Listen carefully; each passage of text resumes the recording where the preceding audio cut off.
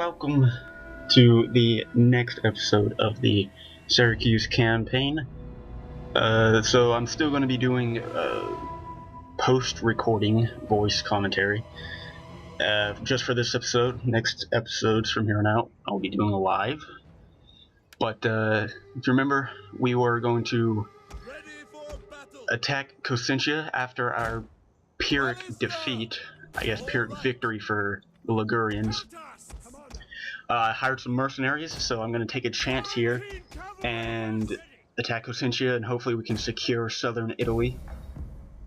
But, so I had a couple ballistas, but really only one of them actually had any people that could fire the crew, so I only had one ballista, really.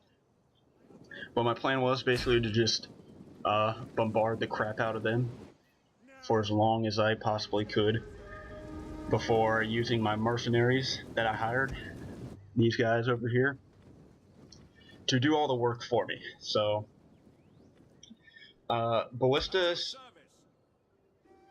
I think one of the few good uses for them is when you're fighting against the AI.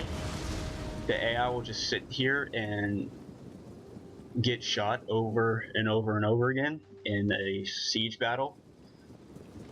So that's probably the only time I like having ballistas. In open field battles, they can be effective, yeah, but I don't think they're as good as they can be for their upkeep cost. But in siege battles, at least against the AI, they're definitely pretty effective. Don't expect a human player to just sit here and have this happen to them, though. So yeah, I was just enjoying all the exploding Ligurians. Hopefully you can just enjoy them too. I was trying to get some shots on the general because I had a hope that maybe if one of the flaming pot things were to just hit his general, then his entire army would just retreat pretty quickly. Unfortunately, that does not happen, though. I decided to move up my 4 mercenary units here. I got 2 mercenary Peltis and 2 Tarantine Cav. Tarantine Cav are missile cavalry, so they're pretty multi-dimensional, I guess. They're not too good in melee, but they can be good against like the basic troops like skirmishers or light infantry like the Ligurians have. But the Ligurians do have Celtic tribesmen, actually, which have counter cavalry tactics, so I do need to avoid them there. But they will be good for throwing javelins and running down skirmishers if I need them. Also, units have been discovered. The Ligurians did have a couple reinforcements. You'll see them come into play later. One was a ballista, the other was a weakened general's unit with Oathsworn as the bodyguard unit that they had. So those 2 units will definitely come into play later, but they're not here yet. So I feel confident that I can just kind of run up and pelt them with javelins and ballista right now. And the mercenary Peltis will definitely do really good against the lightly armored troops of the Ligurians. That's definitely one problem with most barbarian factions. Very few of their troops have decent armor, really, besides like their elite units, Oathsworn and such like that. So I think missile troops are definitely a worthy investment to bring in multiplayer and a campaign if you're fighting against barbarian factions, Celts, Germanic people, Britons, those kind of things. So here I decided to run up my hoplites because I thought that they were gonna attack me. Turns out they weren't. They're just gonna get into a skirmish fight with their own skirmishers, which I was content to do. I mean, I figured I would lose, but as long as they were wasting their ammo on my mercenaries, I was okay with that because I wanted my hoplites to survive the battle. And I figured that my hoplites, as long as I can kill their, like, most of their infantry units, like the Celtic tribesmen here, my hoplites would have no trouble beating down the skirmishers, so long as their skirmishers didn't have enough ammo to do any damage to me. So that's what I'm doing here. I'm just kind of exchanging javelins with some of their skirmishers. I'm also kind of targeting their Celtic tribesmen too. And I think my ballista at this point ran out of ammo. It did pretty well. I think it got close to 200 kills. You'll see in the results screen later. But yeah, I've actually killed most of their non-missile units. At this point left, they really only have slingers and Peltis. What are the Celtic skirmishers? I think they're called, something like that. So my Torrentine Cav, though, both of them died because that's what their skirmishers were focusing on. However, my Peltis are pretty much full. So when they run out of ammo, which they're about to do, I'm actually just going to send them in to charge first and weaken them up as much as I can for my hoplites, because I am going to disband my mercenaries after this battle. So I need to... I like to use mercenaries like for one battle. That's what I think they're really good for, because their upkeep is very high. So I always recommend, if you're going to use mercenaries, hire them for like one battle and use them up, use them in like your front lines, so that you use their full value, I guess.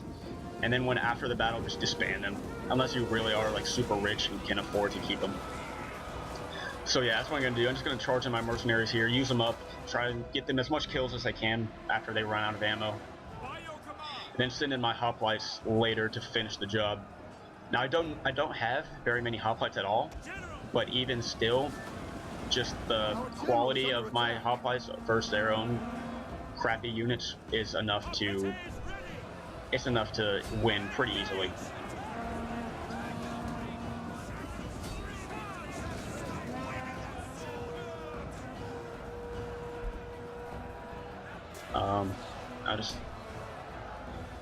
I sent them my slingers here. I almost didn't do that, and it almost was a very bad idea, because you'll see what happens after I break through this initial group right here when their reinforcements get involved. So you can see their skirmishers are pretty much out of ammo for the most part. I don't think they may be totally out of ammo. It doesn't look like they're throwing any more javelins. But yeah, that's really what that's really why I was content to let my mercenaries just sit up there and take all their javelins, just because I didn't want my hoplites getting hit by them. But yeah, you can see now that their guys just really aren't any match.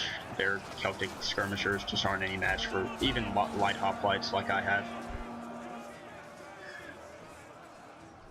But you can see me, I'm like actually starting to look around for their reinforcements, because I was like, I swore they had them, but they hadn't showed up yet. But you'll see, you'll see in about a minute. Something really freaking stupid happens once these guys are dead.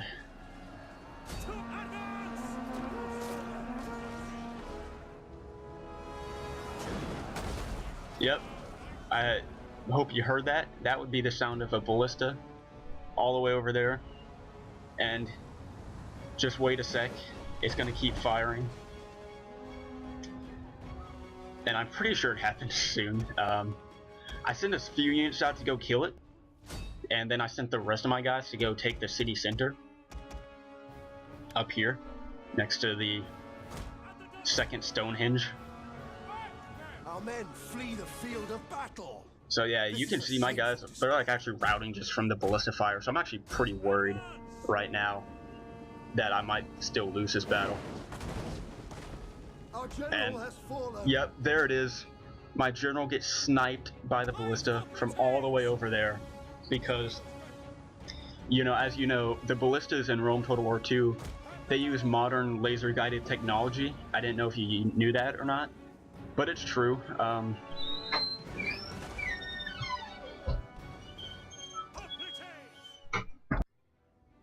Sorry about that. My roommate actually walked in. But as I was saying, yeah, laser-guided ballista. I mean, look at that. They're just like sniping my guys from a kilometer away over a bunch of buildings. It doesn't make any sense. So I definitely think that the accuracy of ballistas is something that needs to be looked into by CA, because at the moment it's a bit unrealistic, to say the least. I mean, I don't know. I've never seen a real ballista be fired. I didn't know. Perhaps they were pretty accurate back then, but I don't think they would be sniping the general like they were mine. So here comes another hidden unit of Celtic tribesmen that just kind of hung back a while. I'm actually going to start pelting them with slingers, and then I'm going to send one slinger that they were chasing. I'm just going to run away with them because my slingers are definitely faster, and they'll just keep getting hit by my other slingers while that one runs away. So you can see over there, my guys were taking out the ballista before it could do too much damage. Ballistas shouldn't be too hard to kill. They're just like basically mob or peasants, whatever they're called. That's like the stats that they have in melee. And over there they had another slinger. I think it regrouped from retreating. Either that or it was hiding, but it was pretty weak, and so I'm guessing it was regrouped. So I'm actually just going to run up my out of ammo ballista. I'm just going to run up behind them and take them because I'm afraid to leave the city center because they still have that one beat up Oathsworn unit that I don't know where it is.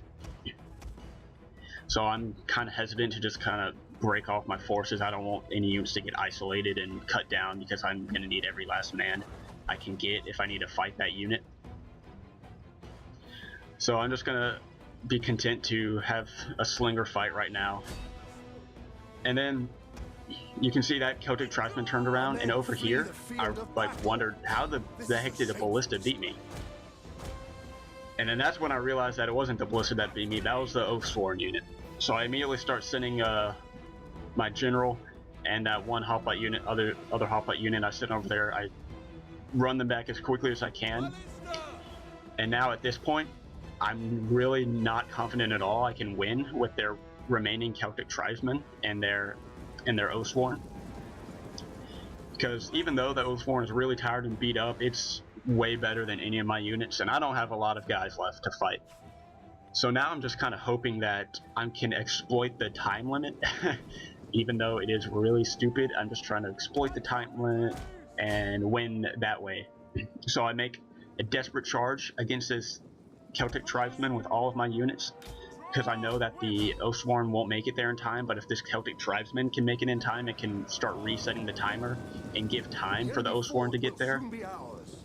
So I'm just going to hold off this Celtic tribesman for as long as I can, and by as long as I can, I mean just a few more seconds, trying everything I can to prevent it from getting in the yellow circle, and I am actually going to be successful in doing that. So I win the battle in kind of a dumb way, but you know, it's just part of the game, and I'm gonna take advantage of that part of the game if that's what I have to do. I'm just glad that they got rid of the victory points in open field battles. You know, if we have to keep them in sieges, that's one thing. They've been doing that since Rome 1. But you know, it is what it is. I don't think they can really make another substitute for victory points, so we're just gonna have to deal with them. But anyways, I got the city, so that's all that really matters. My army is safe, and I now have a secure, well, not really secure, but I have a foothold in southern Italy, and I'm now connected to my other Italian city of Neapolis. So hopefully I can send reinforcements up there, as well as from Syracuse into Cosentia. But so that's what I'm going to do. I'm actually going to combine after I delete my mercenaries here.